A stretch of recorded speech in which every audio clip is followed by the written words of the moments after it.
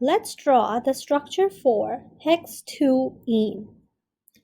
Hex right here tells us that there are 6 carbons present in the longest carbon chain.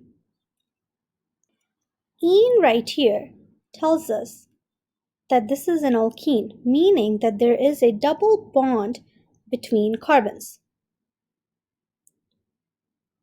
Okay, so let's draw the 6 carbons. A trick to draw these is that you always count till one less than the number of carbons you want to draw.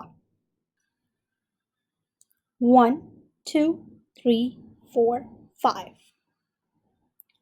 Let's number them. 1, 2, 3, 4, 5, and 6.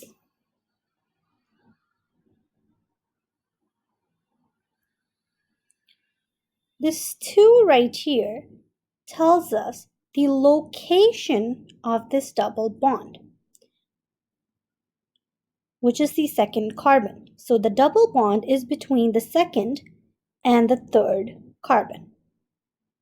Okay, so let's get rid of these numbers and let's draw the double bond between the second and the third carbon.